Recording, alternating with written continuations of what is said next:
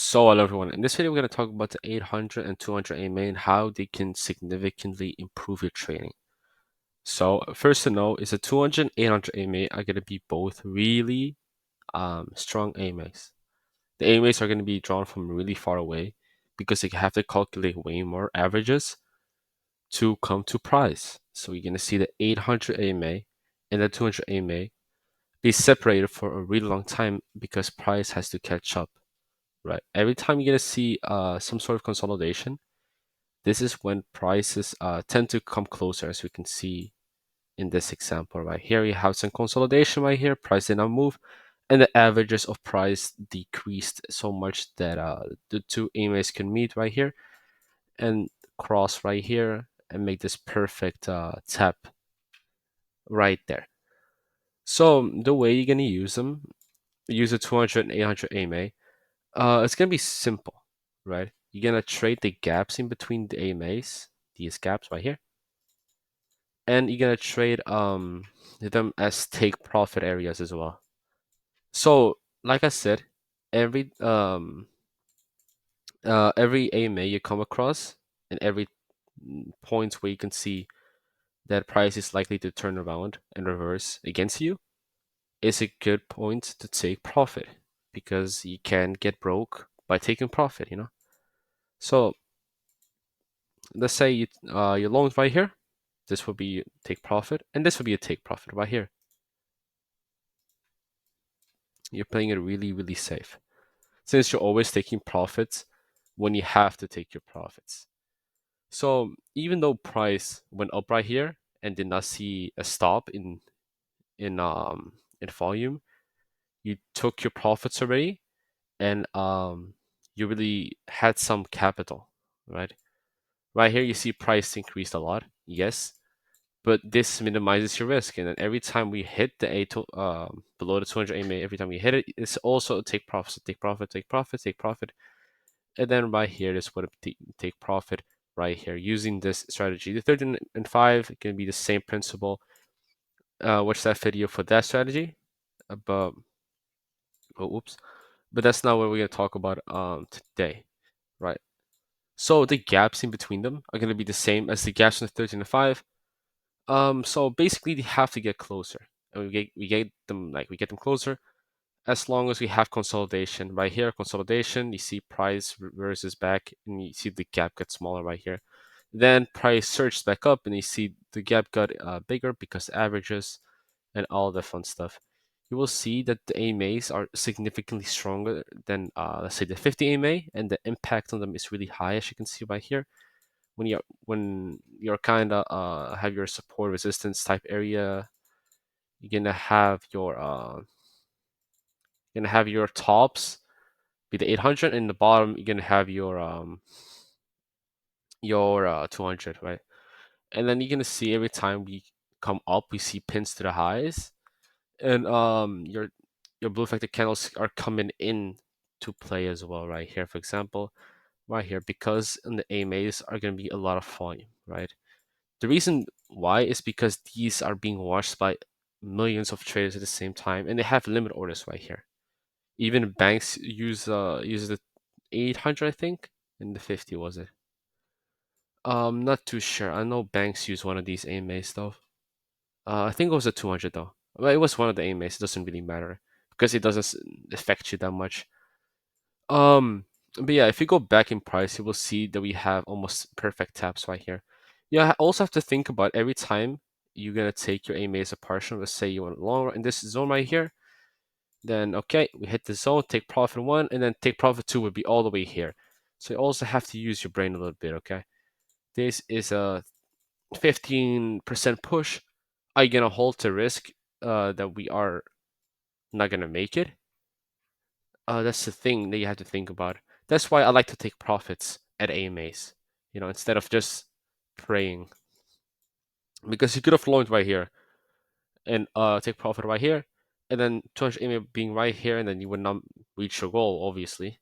But then you would have been secured by here by taking this profit right here. You can see every time we bounce off the 50, we most of the time we come back to the 200 AMA, right? So you will see some sort of bounce, the 50 back to 200 AMA if it's close by. If it's really far away, then of course it's not always logical to come all the ways back, because right here, this one increased almost 40% in price, and that's not a small thing you can see. Let's use your brain a little bit, man. Yeah, like that's how you use the 200. The 800 is going to be the same thing, but as you can see, it's always farther away from price. And you have to treat these AMAs as zones and not just areas and lines, right? These are zones. You can put a cloud on them as well. And the reason for them, like the reason for that is because it holds orders and value in them.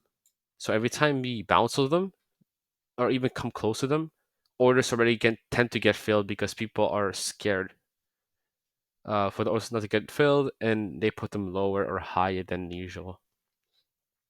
So right here, let's say there were stacked orders right here, and then you can see price eventually came back to the zone and filled them up. You can use that logic. Yeah, but right here as well, you can see an information forming right here as well, pushing down, hitting your market making pattern right here, all the way down. Here your W formation, retrace continuation, reach continuation, right here peak from that's not peak formation, but that's the information that we had right here. Push back to the 200 AMA almost, and then push all the way up, and here we had our peak formation ish thing, but more like a head and shoulders, but yeah. Then we went down again, W formation again, and we had our fun right here. And yeah, just look at 200 AMA, right? If we close above it most of the time, then with the strong candle, most of the time that means that we are in a bullish trend, right? If it's also bullish, right? So if it's, you have to think of a clock. If it's pointing at 1 or 2, that's bullish, and if it's turning like 4, 5 ish, then it's more bearish, you know. And if it's more looking in the middle, then you're gonna have some issues. They have a dead market, and usually you don't want to trade that bullshit. It's gonna save you a lot of time and effort. Just yeah, just don't trade that. So right here, as you can see, AMA was down. It's gonna be bullish, okay? Bearish, I mean, not bad. So every time you're gonna have a crossing of these AMAs, some stuff is gonna be happening.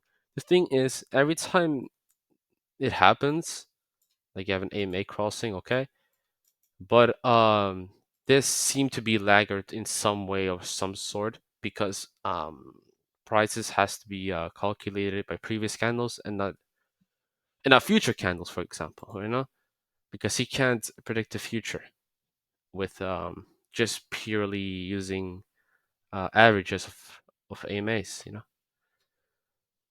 averages of candles. So right here, for example, oh wait, let's find the AMA crossing. So right here, we have our drop, this giant drop right here. Okay, this drop right here, and in this zone was a long. We had induced shorts in here, and I guess this was a good place to long. Okay, this is easy to tell in hindsight. I guess we had some sort of support area using this blue factor candle right here. I guess so, but it would still be very iffy to take. As you can see, we hit the highs again, 200 AMA being a really powerful AMA, and hitting us straight back down. Okay, so every time we hit the 200 AMA, it's significant. It's so important that you use your brain and think what's logical. Are we logical to? Are we more likely to bounce, or are we more likely to stay in the range again? Most of the time, ranging is the answer, but we can always push back up, right? And how you can use ranges, all of that is all in my course. Uh, it's all in there. So if you guys want to take a look at that, then just join the Discord, and I will explain to you guys what is happening. So yeah, also using liquidity and all these factor candles right here is also really important to think where's price more likely to go. So now you already know where price is more likely to go since you have your AMAs already set there. I mean your factor candles. You already see your factor candles. You already see where the liquidity is at. Easy, okay. But now an entries are most of the time going to be taken of the 200, 800 AMA because they're going to be what's it called again? Extensions, right? Overextension. And when you have overextension in the AMAs, this when you see the factor candles appear, that's when it's a good opportunity to take your buys and sell, maybe add a scope in there. Maybe add some demand zones, support zones. I don't give a fuck what you add. Just add some stuff to it and try to make it logical sense, you know. We are trading right here. You're taking this shit seriously. So every time you want to enter a trade, I want you to use your brain at the 100% and think of all the logical things that could happen. Okay. So like right here, this dump right here, this dump was perfect. Almost all the liquidity was sitting on the left side right here, only this little bit right here that we recovered right here. And like I said, the 800 AMA, the 200 AMA are traded in zones, right? So you can think of a cloud, and this cloud would already be this thick, I think, and it would have been hid. Okay, so you can even add a cloud to this if you really like, don't mind. But yeah, um, these AMAs will show the trends, like I said. So I think I covered most of the things, man. That's a really nice video. Like it's all about trends. All thinking about a trend, and I'll think what's more likely to go happen. So right here, we're more likely to take out the liquidity we had formed right here. Okay, and now you gotta think of did we have induction? Did we have inducement before we take that area? Right here, as you can see, no, no, we did not. Only the top right here, we had overwhelming bias and the market dropped. Okay, that's nice and all. Taking out this liquidity right here, and now I'm waiting for this liquidity pool to get taken, and hitting the 800 AMA. And maybe if we have a strong enough candle, we can maybe break underneath this low and take away the ADR low right here. You know, that would be a perfect world situation, and only time can tell what is actually going to happen. We might as well reverse all the way back up and take away this zone because we don't have enough inducement right here. And Mr. Market Maker does not really like this zone, I think. But yeah, I guess only time could tell. So this is gonna be the video. It's gonna be the video of today. I wish you guys a happy day.